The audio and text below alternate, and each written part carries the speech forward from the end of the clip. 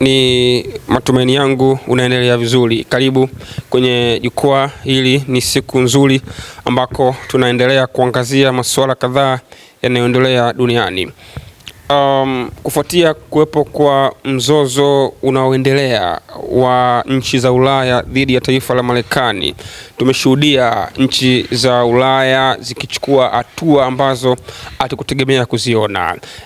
Hivi majuzi pale Davos, Uswisi, wakati wa jukwaa lile la Economic Forum la ulimwengu, alisikika rais wa Ufaransa Emmanuel Macron akiwaalika nchi ya China kuweza kuwapa fursa nyingine ya uhusiano wa kidiplomasia na hususan eneo la kibiashara, na kuitaka Urusi kutaka Uchina iweze kuchukua hatua ya kukuza biashara kwenye bara la Ulaya.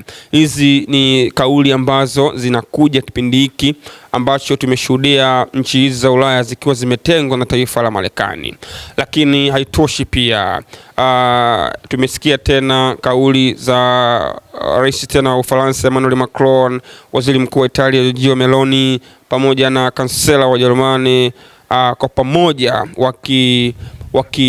wakifikia ama wakijadili namna ya kuweza kurejesha uhusiano wa kidiplomasia na taifa la Urusi. Ikumbukwe diplomasia baina ya Urusi na mataifa ya Ulaya iliingia dosari kufuatia pale ilipoanza machafuko ya vita kati ya Urusi na Ukraine ambayo imedumu zaidi ya miaka 4. Kwa hivyo ndani ya miaka 4 ya jumuiya nchi za Ulaya zimekuwa zina mahusiano mazuri na Urusi, na kukatika kwa mahusiano hayo kuleta athari kubwa sana.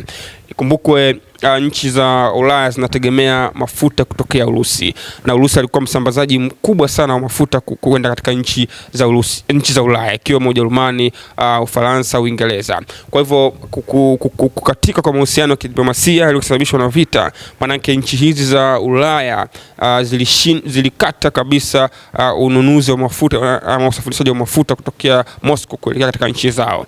Na kwa kipindi hiki chote cha miaka 4 mataifa haya ya Ulaya yalikuwa yananunua mafuta kutoka kwa mawakala, kwa mfano kama nchi ya India alikuwa akisambaza mafuta katika nchi hizi za Ulaya kwa niaba ya taifa la Urusi. Kwa hivyo kwa hatua hizi ambazo tumezisikia kutoka kwenye vinywa vya viongozi hawa wakubwa wa mataifa ya Ulaya, maana yake tunakwenda kuona sura mpya ya kurejea kwa diplomasia ya Urusi na mataifa haya ya Ulaya, na pengine hii inaleta alert ama inaleta ishara njema ya huenda mzozo wa Ukraine na Urusi ukaenda kufikia tamati, kwa sababu mataifa haya ya Ulaya mara nyingi yaliwekea vikwazo Urusi na yalisitisha kabisa uhusiano wa kidiplomasia na mara zote walikuwa katika hali ya mzozo. Kwa hivyo kuwepo kwa kauli hii ni matumaini kwamba mahusiano haya yanakwenda kurejea, lakini haya yanakuja hasa matamko haya ya viongozi wa Ulaya ya kumkaribisha China katika nchi za Ulaya kwenye biashara, ya kujaribu kuondoa vikwazo kwa Urusi na kurejesha diplomasia, manake yanakuja baada ya kuwepo kwa uhusiano usio mzuri wa mataifa ya Ulaya dhidi ya Marekani. Marekani kupitia Rais Trump amekuwa akizishambulia sana nchi za Ulaya na amekuwa akizitenga, na mara nyingi amekuwa akijiondoa kwenye baadhi ya maeneo, ikiwemo pia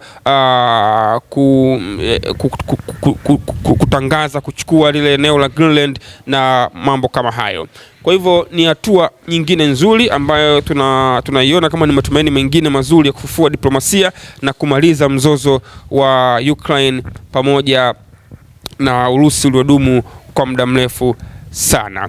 Kwa hivyo tusubiri kuona hatima na kile ambacho tutakiona namna mzozo huu utakavyokwenda kumalizika, na jinsi mataifa haya ya Ulaya yanavyokwenda kupanua wigo sasa na wa kidiplomasia kwenye mataifa yale ambayo yalikuwa ni mahasimu hapo awali, ikiwemo Urusi pamoja na Uchina. Nimefika tamati na kushukuru sana, asante sana.